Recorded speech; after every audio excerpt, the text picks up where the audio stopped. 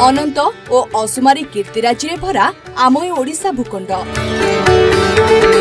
हिरण्यगर्भा आम ए पवित्र माटीर कोणानुकोणे केते जे देउल केते मठ और मंदिर रही।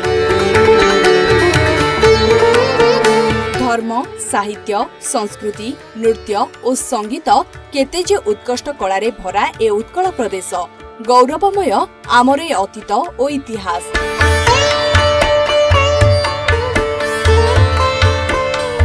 एठारे अनेक शक्ति एवं शाक्त मंदिर मान रही। सेथि मध्यरे एक प्रसिद्ध मंदिर हेउछि देवी भुआसुणी मंदिर, जहाँ भुवनेश्वर निकटरे अवस्थित।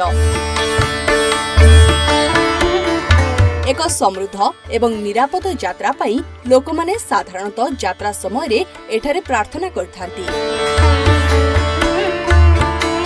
70 वर्ष पूर्वरु आंब गछ तले मां भुआसुणी को स्थानीय लोके पूजा करथिले।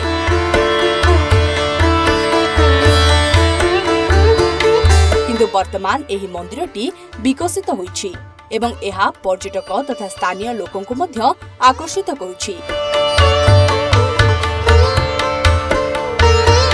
विवाह व्रतघर पाई एहा एक उत्तम स्थान अटे। एठारे मां दुई भौणी भाबरे पूजा पाइथांती। पीठाधीशरे अवस्थान करिसेंती मां भुआसुणी।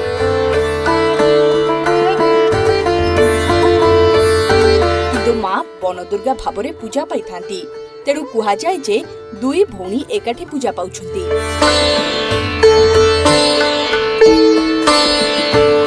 लोककथा अनुसार बहु पूर्वरु एही रास्ता देई गाई नै गौड़ जाउथबा बेले मां एठारे थिबा अवस्थान करथिबार जानिबाकु पाइथिले।